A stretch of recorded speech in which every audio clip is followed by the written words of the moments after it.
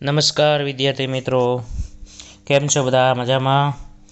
ધોરણ 8 વિષય વિજ્ઞાન આપણે છેલ્લે તમને ખ્યાલ છે શિશુમાંથી પુખ્ત સ્વરૂપ ભણ્યા હતા, બરાબર. હવે આજે આપણે અલિંગી પ્રજનનમાં જવાનું છે. અલિંગી પ્રજનન આજે ભણવાનું છે, બરાબર. અત્યાર સુધી લિંગી પ્રજનન આપણે ભણ્યા હતા, હવે આપણે અલિંગી પ્રજનન ભણવાનું છે. ખૂબ ટૂંકો મુદ્દો છે અને આજે આપણે આ ચેપ્ટરની પૂર્ણાહુતિ કરશું.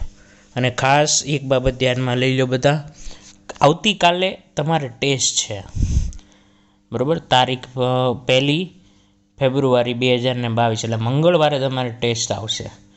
આ જે મંગળવારે જે તમારે ટેસ્ટ છે એમાં આ પ્રકરણ પૂછાવાનું છે, બરાબર. અને ખાસ કરીને તમે બધા સ્વાધ્યાય કરી રાખજો, બરાબર છે મિત્રો? ખ્યાલ પડી ગયો ને? તો હવે આપણે આમાં આગળ તરફ વધીએ એટલે ખાસ યાદ રાખજો, આ પ્રકરણની ટેસ્ટ છે, બધા ફરજિયાતપણે દેશે તે તો ખ્યાલ છે, પણ ટેસ્ટનું પ્રકરણ ન ભૂલાય, ટેસ્ટની તારીખ ન ભૂલાય, અને આજે ભણવાનું રહી ન જાય. છેલ્લો મુદ્દો આપણે ટૂંકો ભણીએ છીએ. અત્યાર સુધી આપણે પ્રજનન પ્રક્રિયાઓનો અભ્યાસ એવા પ્રાણીમાં કર્યો જેનાથી આપણે પરિચિત હતા, બરાબર. આપણે પરિચિત હતા કોનું દેડકાનું પ્રજનન વિશે થોડીક માહિતી મેળવી, મરઘીના પ્રજનન વિશે માહિતી મેળવી, મનુષ્યમાં પ્રજનન વિશે માહિતી મેળવી, બરાબર. એનાથી આપણે પરિચિત હતા, થોડા ઘણા અંશે પરિચિત હતા. પરંતુ અત્યંત નાના પ્રાણીઓ જેવા કે હાઇડ્રા તેમજ સૂક્ષ્મદર્શક પ્રાણી અમીબામાં પ્રજનન કેવા પ્રકારે થતું હશે, બરાબર. અત્યંત નાના પ્રાણીઓ જેને આપણે નરી આંખે જોઈ શકતા નથી, જેવા કે હાઇડ્રા અને અમીબા, એમાં પ્રજનન કેવી રીતે થતું હશે? શું તમે તેઓની પ્રજનન કરવાની રીત વિશે જાણો છો? ચાલો તેની જાણકારી પ્રાપ્ત કરીએ. તો પ્રાપ્ત કરીએ જાણકારી. તો વિદ્યાર્થી મિત્રો, જુઓ આકૃતિ 9 પોઈન્ટ લો. તો હાઇડ્રાની સ્થાયી સ્લાઇડ લો, બરાબર. હાઇડ્રા છે મિત્રો, એની સ્થાયી સ્લાઇડ, એટલે સ્લાઇડ એટલે શું હોય? કાચનો નાનો એવો ટુકડો હોય મિત્રો, એને સ્લાઇડ કહેવાય. જે તમે આગળ બાયોલોજી ક્ષેત્રે ભણશો તો માઇક્રોબાયોલોજીની પ્રયોગશાળામાં તમને એ જોવા મળશે. સ્લાઇડ એટલે કાચનો એક ટુકડો હોય, એ ટુકડા ઉપરથી તમારે કોઈ પણ લેવાનું, એક સ્લાઇડ ઉપર સૂક્ષ્મજીવ લેવાના, અને સૂક્ષ્મજીવને તમારે સૂક્ષ્મદર્શક યંત્ર વડે જોવાનું, તો તમને એમાં હાઇડ્રા જોવા મળશે. એવી હાઇડ્રાની સ્લાઇડ લેવાની છે. વિપુલ દર્શક કાચ, વિપુલ દર્શક કાચ એટલે સૂક્ષ્મદર્શક યંત્રની મદદથી એક એવો કાચ આવે, બિલોરી કાચ જેવો, જે નાના નાના સૂક્ષ્મજીવોને મોટા થઈને બતાવે. ઓકે, સ્લાઇડનું નિરીક્ષણ કરો. પિતૃ શરીર ઉપર શું કોઈ ઉપસેલી સંરચના જોવા મળે છે? જો આવી ઉપસેલી સંરચના દેખાય છે, જુઓ તમે. જેમ જેમ તમે એનું આગળ વધતો જાય, સમયગાળો વધતો જાય છે, તેમ તેમ એની શરીર રચનામાં એ ગાંઠ છે એ જુઓ મોટી મોટી થતી જાય છે, દેખાય છે. આ ઉપસેલી સંરચનાઓની સંખ્યાની ગણતરી કરો. એની ગણતરી કરવાની, 1 છે, 2 છે, 5 છે, 10 છે. આપણી જે આકૃતિ 9.11 છે એમાં તો તમને એક એક ગાંઠ જ બતાવી છે. તેનું કદ પણ નોંધો, કદ નોંધી લેવાનું. હાઇડ્રાનું ચિત્ર એવું જ બનાવો જેવું સ્લાઇડમાં દેખાય છે. તમને સ્લાઇડમાં જે દેખાય એવું જ દેખાય છે. તથા આ ચિત્રની સરખામણી આકૃતિ 9.11માં દર્શાવેલ હાઇડ્રાના ચિત્ર સાથે કરો. તમને જે ચિત્ર બતાય એ ચિત્રની સરખામણી તમારે હાઇડ્રાના ચિત્રની સાથે કરવાની છે મિત્રો.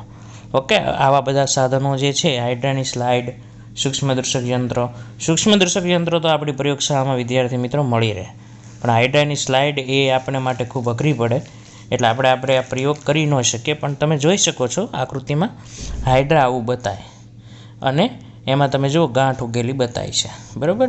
જે ગાંઠમાં સેજ મોટી મોટી થઈ જાય છે, એ ગાંઠને કલિકા કહેવાય. એટલે હાઇડ્રામાં નવું હાઇડ્રા કલિકા દ્વારા નિર્માણ પામે છે, એટલે એને શું કહેવાય? કલિકા સર્જન કહેવાય. એટલે જો નીચે લખ્યું છે આકૃતિ 9.11, હાઇડ્રામાં કલિકા સર્જન. તો પ્રત્યેક હાઇડ્રામાં એકથી વધુ ઉપસેલા ભાગ મળે. અત્યારે તો તમે જુઓ એક એક ભાગ જ છે ઉપસેલો, પણ હાઇડ્રામાં એકથી વધુ ભાગ ઉપસેલા તમને જોવા મળી શકે, જો તમે હાઇડ્રાની સ્લાઇડ લઈને સૂક્ષ્મદર્શક યંત્ર વડે જુઓ તો. ઓકે, ચલો આગળ. આ ઉપસેલી રચના વિકાસ પામતો નવો સજીવ છે જેને કલિકા કહેવાય. એ ઉપસેલી રચના કાંઈ નથી પણ નવો વિકાસ પામતો છે. જુઓ તમે આ તબક્કા જોતા જાઓ તો આ તબક્કા જોશો તો દેખાય છે હાઇડ્રા નવું નિર્માણ પામ્યું. ખ્યાલ પડે છે? તો આપણે સેજામાં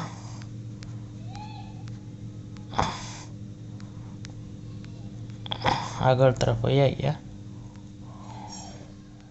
ચલો ખ્યાલ પડ્યો હાઇડ્રા કેવું પામ્યું? નવું નિર્માણ પામ્યું. ચલો યાદ કરો કે યીસ્ટમાં પણ કલિકા જોવા મળે છે. યીસ્ટનું પ્રજનન વિદ્યાર્થી મિત્રો તમે ધોરણ 7માં થોડું ઘણું ભણી ગયા છો. આમાં આપણે અહીંયા છે નહીં આપણા કોર્સમાં. હાઇડ્રામાં પણ એકલ પિતૃમાંથી ઉદ્ભવતા ઉપસેલો ભાગમાંથી નવો સજીવ ઉત્પન્ન પામે છે. બરાબર. હાઇડ્રામાં શું થાય કે એના શરીર ઉપર નાની નાની ગાંઠ થાય જેને કલિકા કહેવાય. એ કલિકા મોટી થતી જાય અને જેવો પુખ્ત સજીવ થઈ જાય એટલે એમાંથી શું નીકળી જાય? બહાર નીકળી જાય, છૂટી પડી જાય. એ ગાંઠ એના શરીરમાંથી છૂટી પડી જાય. આવા પ્રજનનમાંથી એક જ પિતૃમાં નવો સજીવ ઉત્પન્ન થાય છે. તેથી તેને અલિંગી પ્રજનન કહેવાય છે. કેમ એને અલિંગી પ્રજનન કહેવાય? એક જ પિતૃ છે એમાંથી જ નવો સજીવ બને. બરાબર. આપણે કેવું હતું મનુષ્યમાં નર મનુષ્ય અને માદા મનુષ્ય એવી રીતે. નર એટલે કે પુરુષ અને સ્ત્રીની જરૂરિયાત પડે. બરાબર. દેડકામાંય તે નર દેડકો માદા દેડકાની જરૂર પડે. મુરઘીમાંય તે નર મુરઘી માદા મુરઘી જરૂર પડે. મરઘી મરઘો જેને આપણે કહીએ એ. બરાબર. પણ આમાં હાઇડ્રામાં તમે જોયો નર હાઇડ્રા માદા હાઇડ્રા એવી કાંઈ જરૂર નહીં. એક જ હાઇડ્રામાંથી નવા સજીવનું શું પામે? ઉત્પન્ન થાય, પેદા થાય. ખ્યાલ પડે છે? એટલે એને કયું પ્રજનન કહેવાય? અલિંગી પ્રજનન કહેવાય. હાઇડ્રામાં કલિકામાંથી નવો સજીવ ઉદ્ભવે છે. આથી આવા પ્રજનનને કલિકા સર્જન કહેવાય છે. કેવું સર્જન કહેવાય છે મિત્રો? કલિકા સર્જન કહેવાય છે. તો તમને એમ પૂછે કે હાઇડ્રામાં કયું સર્જન કઈ રીતની અલિંગી પ્રજનન પદ્ધતિ જોવા મળે? તો યાદ રાખજો કલિકા સર્જન. આવો પ્રશ્ન પૂછશે કે હાઇડ્રામાં કઈ અલિંગી પ્રજનન પદ્ધતિ જોવા મળે છે? તો કલિકા સર્જન.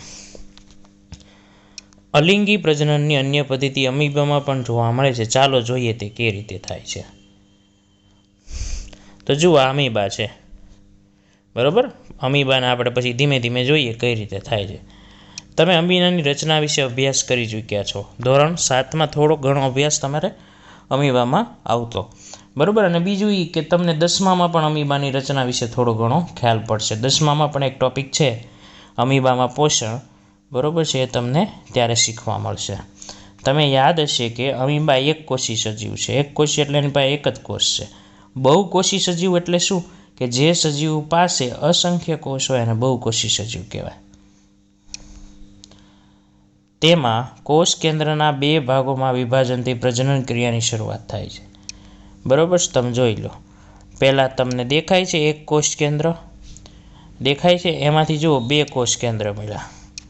તો એક કોષ કેન્દ્રમાંથી 2 કોષ કેન્દ્ર બને એને શું બોલાય? વિભાજન પામી રહેલું કોષ કેન્દ્ર.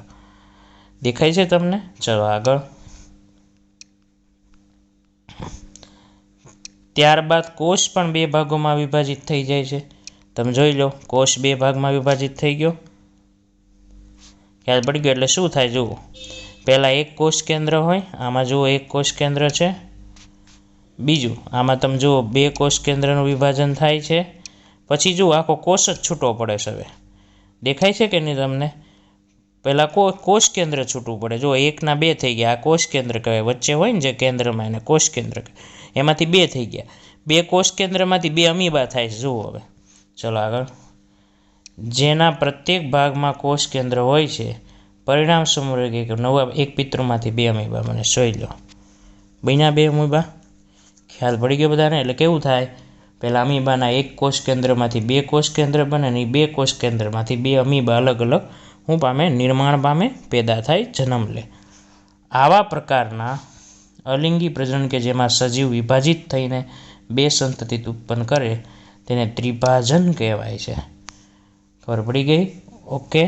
તો તમને એમ પૂછે કે અમીબામાં કઈ અલિંગી પ્રજનન પદ્ધતિથી અમીબાનું સંતાન પેદા થાય છે? કઈ અલિંગી પ્રજનન પદ્ધતિ જોવા મળે છે? તો દ્વિભાજન. યાદ રાખજો. તો અમીબામાં દ્વિભાજન અલિંગી પ્રજનન જોવા મળે છે.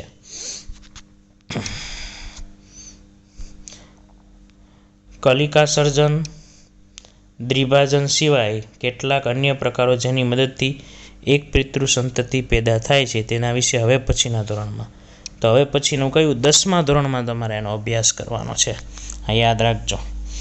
ખ્યાલ પડી ગયો બધાને? 10મા ધોરણમાં આવશે કલિકા સર્જન, દ્વિભાજન, બહુભાજન, બરોબર છે. આવા બધા ઘણા બધા તમને જોવા મળશે. ત્યારે તમે એને શીખશો જ છે. પછી તમે ત્યાં વનસ્પતિમાં પ્રજનન એમાં શીખશો. ખ્યાલ પડી ગયો? ધોરણ 10માં તમારે આ બધી વસ્તુ ડીપમાં આવવાની છે. કોઈ સમાન કોષ કોઈ અન્ય જીવંત ભાગ કે સંપૂર્ણ સજીવને કૃત્રિમ રીતે ઉત્પન્ન કરવાની પ્રક્રિયાને ક્લોનિંગ કહેવાય છે. ચલો, કોઈ પ્રાણીનું સફળતાપૂર્વક ક્લોનિંગ સૌપ્રથમ ઇયાન વિલ્મીટ અને તેના સહયોગીએ સ્કોટલેન્ડના એડિનબર્ગ ખાતે આવેલા રોઝલિન ઇન્સ્ટિટ્યૂટમાં કર્યું. બરોબર. તો ક્લોનિંગ એટલે શું? કોઈ સજીવને કૃત્રિમ રીતે પેદા કરવાનું. કૃત્રિમ રીતે એટલે માનવ સર્જિત પેદા કરવાનું. હવે માનવ છે એ ભલે પ્રજનન કરે છે પણ એને પેદા કરવાનું અને કે મને જન્મ આપવાનું કામ કોણ કરે છે? સંતાનમાન નિર્મૂળ શિશુ તરીકે જન્મ લેવાનું કાર્ય કોણ કરે છે? ઈશ્વર કરે છે. એમાં કોઈ માનવનો હાથ નથી. માનવ તો ફક્ત પ્રજનન જ કરે છે, પણ જન્મ આપવાનું કામ તો કોણ કરે છે? ઈશ્વર. એટલે કુદરતી પ્રજનન છે. હવે કૃત્રિમ પ્રજનન. કૃત્રિમ પ્રજનન એટલે શું? કૃત્રિમ રીતે નવા સજીવને ઉત્પન્ન કરો. એવું ક્યાં થયું હતું? ઇયાન વિલ્મીટ નામનો એક વૈજ્ઞાનિક છે, તેણે સ્કોટલેન્ડમાં એડિનબર્ગ ખાતે આવેલા રોઝલિન ઇન્સ્ટિટ્યૂટમાં કર્યું હતું. રોઝલિન ઇન્સ્ટિટ્યૂટ એટલે એક ઇન્સ્ટિટ્યૂટ, કોલેજ હશે. તેઓએ એક ઘેટાને ક્લોન કર્યું જેનું નામ ડોલી રાખવામાં આવ્યું. ડોલીનો જન્મ 5 જુલાઈ 1996માં થયો. આ ક્લોન થયેલું પહેલું સસ્તન હતું. યાદ રાખજો, ક્લોન એટલે નવું એણે ઘેટાને કૃત્રિમ રીતે જન્મ આપ્યો. બરાબર. કઈ તારીખ? 5 જુલાઈ 1996માં થયો હતો અને પહેલું ક્લોન હતું આ. એનું નામ ડોલી હતું. બરાબર. આ બધું કાંઈ તમારી માટે મને લાગે છે કે કોઈ વસ્તુ કામની છે નહીં, પણ આપણે એકવાર જોઈ જોઈએ. ડોલીનું ક્લોનિંગ કરતી વખતે ફિન ડોર્સેટ નામની માદા સ્તન ગ્રંથિમાંથી એક કોષ એકત્રિત કરવામાં આવ્યો. બરોબર છે. એણે શું કર્યું? ડોલીનું ક્લોનિંગ કરતી વખતે માદાની સ્તન ગ્રંથિ હોય ને એમાંથી એક કોષ લઈ લીધો. માદાની સ્તન ગ્રંથિમાં કયો કોષ હોય? તમને ખબર છે? અંડકોષ. એ જ સમયે બ્લેકફેસ ઈવમાંથી અંડકોષ પણ એકત્રિત કરવામાં આવ્યો. બરાબર. એક કોષ ક્યાંથી લીધો? બ્લેકફેસમાંથી લીધો અને એક ફિન ડોર્સેટમાંથી લીધો. બરાબર. બેમાંથી એક કોષ લેવામાં આવ્યો. અંડકોષમાંથી કોષ કેન્દ્રને દૂર કરી દીધું. અંડકોષમાંથી કોષ કેન્દ્રને શું કરી નાખ્યું? દૂર કરી નાખ્યું. ત્યારબાદ ફિન ડોર્સેટ ઘેટાના સ્તન ગ્રંથિમાંથી લેવામાં આવેલા કોષનું કેન્દ્ર સ્કેટિક બ્લેકફેસ ઈવના કોષ કેન્દ્ર વગરના અંડકોષમાં દાખલ કરવામાં આવ્યું. આ પ્રકારે ઉત્પન્ન અંડકોષને સ્કોટિક બ્લેકફેસ ઈવમાં દાખલ કરવામાં આવ્યો. અંડકોષનો વિકાસ સામાન્ય સ્વરૂપે થયો અને ડોલીનો જન્મ થયો. મૂળ એ લોકોએ શું કર્યું કે બે અલગ અલગ નર અને માદામાંથી અલગ અલગ અંડકોષને શુક્રકોષ લઈને બહાર એનું શું કરવામાં આવ્યું? ફલન કરવામાં આવ્યું. ખબર ને? 2 પ્રકારના ફલન હોય, અંતઃફલન અને બાહ્ય ફલન. તો એ લોકોએ બાહ્ય ફલન કર્યું અને એક નવો તે ઘેટાનો જન્મ કર્યો જેનું નામ ડોલી રાખવામાં આવ્યું. સ્કોટિશ બ્લેકફેસ ઈવે ડોલીને જન્મ આપ્યો હતો, પરંતુ ડોલી ફિન ડોર્સેટ ઘેટા જેવી દેખાતી હતી, જેનામાંથી કોષ કેન્દ્ર લેવામાં આવ્યું હતું. જેનામાંથી કોષ કેન્દ્ર લેવામાં આવ્યું એના જેવી દેખાતી હતી. બરોબર. કેમ કે સ્કોટિશ બ્લેકફેસ ઈવના અંડકોષમાંથી કોષ કેન્દ્રને દૂર કરી. શું લેવા? કારણ કે બીજો એક જે હતું સ્કોટિશ બ્લેકફેસ એના અંડકોષમાંથી કોષ કેન્દ્રને શું કરી દીધું હતું? દૂર કરી દીધું. જેથી ડોલીમાં સ્કોટિશ બ્લેકફેસ ઈવનું કોઈ પણ લક્ષણ પ્રદર્શિત ન થયું. ડોલી એક ફિન ડોર્સેટ ઘેટાની તંદુરસ્ત કોણ હતી, જેણે પ્રાકૃતિક લિંગજ પ્રજનન દ્વારા અનેક સંતતિને જન્મ. દુર્ભાગ્ય રીતે ફેફસાના રોગને કારણે 14 ફેબ્રુઆરી 2013માં ડોલીનું મૃત્યુ થયું. ચલો, ઓકે. તમે જોઈ શકો છો આ ફિન ડોર્સેટ ઘેટું અને આ છે સ્કોટિશ બ્લેકફેસ ઈવ. કોના જેવું દેખાય છે? તમે જુઓ તો આના જેવું બતાય છે. અને આ ડોલી છે. ડોલી જોઈ લો, સી આકૃતિ. શું લેવા આની જેવું દેખાય છે? કે જો મિત્રો, આ જે છે ને જેનું નામ છે જુઓ ફિન ડોર્સેટ ઘેટું, એનામાંથી એણે શું લીધું હતું? કોષ કેન્દ્ર લીધું હતું. અને આ જે ઘેટું છે બી આકૃતિવાળું, એમાંથી એણે કોષ કેન્દ્રને શું કરી દીધું હતું? દૂર કરી દીધું હતું. તો લક્ષણ કોના જોવા મળ્યા? આ ઘેટાના જોવા મળ્યા. તમે જોઈ લો, ખબર પડે છે. તો ડોલી જુઓ તો કોના જેવું લાગે? ફિન ડોર્સેટ ઘેટા જેવું લાગે છે, કારણ કે તેમાંથી એણે શું લીધું હતું? કોષ કેન્દ્ર લીધું તો ઓલામાંથી નહોતું લીધું. ખબર પડી ગઈ. અને પ્રાકૃતિક રીતે જન્મ કરવામાં આવ્યો. કૃત્રિમ રીતે એટલે માનવ સર્જિત જન્મ કરવામાં આવ્યો એને. અને 2003માં એ મૃત્યુ પણ પામી. જોઈ લો. ડોલીના મૃત્યુ પછી સસ્તનમાં ક્લોન બનાવવાના અનેક પ્રયત્નો કરવામાં આવ્યા. ઘણા બધા તો જન્મ પહેલાં જ મૃત્યુ પામ્યા. પછી ઘણા બધા પ્રયત્નો કરવામાં આવ્યા કે કૃત્રિમ રીતે ઘેટાઓનો શું કરીએ કે આપણે જન્મ આપી શકીએ. પરંતુ શું થયું, જન્મ પહેલાં જ તેના શું પામી ગયા, મૃત્યુ પામી ગયા. તથા કેટલાક જન્મ બાદ તરત જ મૃત્યુ પામ્યા. ઘણા એવા હતા કે જન્મ લઈ લીધો, જન્મ પછી પણ તે કેવો પામ્યા, મૃત્યુ પામ્યા. ક્લોનવાળા પ્રાણીઓનો જન્મ સમયે ઘણીવાર અનેક વિકૃતિઓ હોય છે. બરાબર, એમાં ઘણી બધી સમસ્યાઓ થાય છે. તો તમે શું ભણ્યા? અલિંગી પ્રજનન, દ્વિભાજન, કલિકા સર્જન, ઈંડા, ભ્રૂણ, બાહ્ય ફલન, ફલન,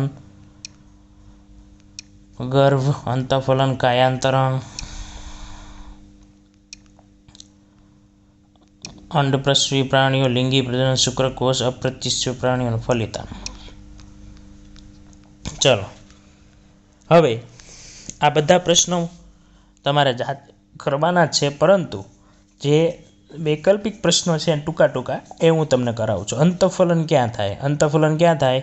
અંતઃ એટલે અંદર, અંદર એટલે ક્યાં? શરીરમાં. તો માદાના શરીરમાં. હાલો, ઓકે. એક ટેડપોલ જે પ્રક્રિયા દ્વારા પૃષ્ઠમાં વિસ્તૃત થાય તે પ્રક્રિયાને શું કહેવાય મિત્રો? કાયાંતરણ. યાદ આવે છે? ઓકે. એક યુગ્મનજમાં જોવા મળતી કોષ કેન્દ્રની સંખ્યા, એક યુગ્મ જોવા મળતી કોષ કેન્દ્રની સંખ્યા કેટલી હોય મિત્રો? 1 હોય. ખબર પડી ગઈ? આમ તો 2 હશે, જોઈ લઈએ આપણે. 2 હોય આમ તો યુગ્મનજ ક્યાં છે? હવે યુગ્મનજ આપણે જોઈએ.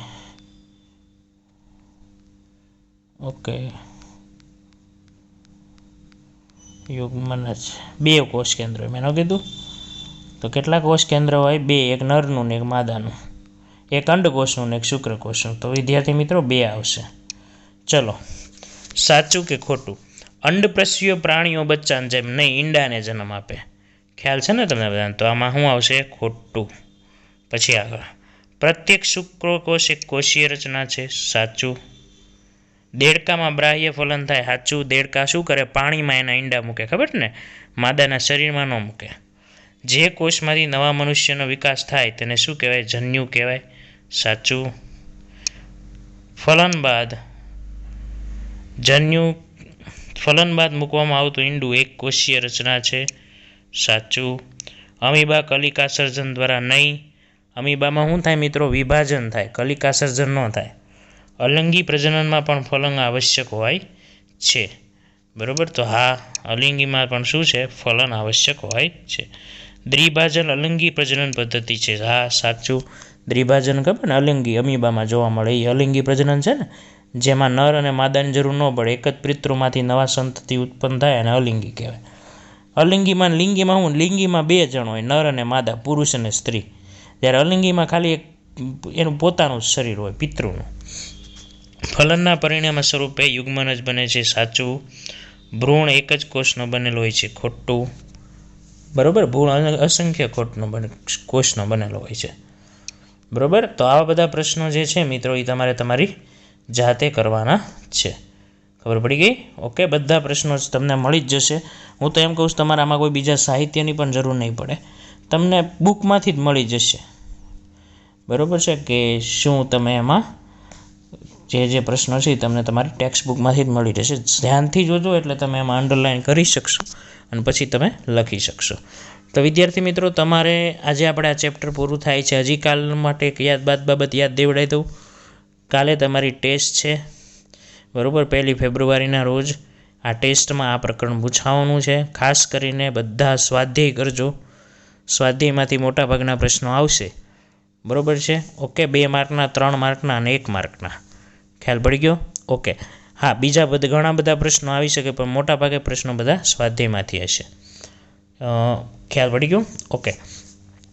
ત્યારબાદ આજના હોમવર્કમાં સ્વાધ્યાય તમારે બધાએ લખવાનો છે. સ્વાધ્યાય કોઈ ભૂલશે નહીં, લખી નાખવાનો છે બધાએ. ઓકે, પાકી નોટમાં સ્વાધ્યાય લખી નાખો છે અને હોમવર્કમાં સ્વાધ્યાય તમારે બતાવવાનો છે. એટલે ટોટલ 2 વખત તમારે સ્વાધ્યાય લખીને બતાવવાનો છે. હવે આ થોડાક સમયમાં જોઈએ છીએ 31 જાન્યુઆરીએ સરકાર શું જાહેરાત કરે છે, સ્કૂલ ખોલે છે કે નહીં, તે ઉપર આપણે ફરી પાછા મળીશું કે નહીં તેનો આધાર રહેશે. બાકી ઘરે રહ્યો, સુરક્ષિત રહેજો, ખાસ કરીને માસ્ક પહેરો, સેનિટાઈઝ કરો હાથને વારંવાર અને સોશિયલ ડિસ્ટન્સિંગનું પાલન કરો. અને આ પ્રકરણમાં વિદ્યાર્થી મિત્રો કોઈ પણ બાબત ન સમજાઈ હોય, ન આવડી હોય, કાંઈ પણ પ્રશ્ન હોય એ આપણે જો ટૂંક સમયમાં મળશું તો રૂબરૂને ચર્ચા કરશું. નહીંતર કોમેન્ટ્સ બોક્સમાં જણાવી શકો છો, ગ્રુપમાં જણાવી શકો છો, કોઈ પણ સમયે મને તમે જણાવી શકો છો. ઓકે, બરાબર. તો ખાસ ટેસ્ટની તૈયારી માટે બધાને ઓલ ધ બેસ્ટ. ખૂબ ખૂબ મહેનત કરીને ટેસ્ટ આપજો. આમ નામ ટેસ્ટ ન આપતા, માર્ક્સ સારા લાવવાના પ્રયત્ન કરજો. ઓકે, હવે આપણે આવતા લેક્ચરમાં મળવા જઈ રહ્યા છીએ. ઓકે ને મિત્રો? ઓકે, થેન્ક યુ, નમસ્કાર.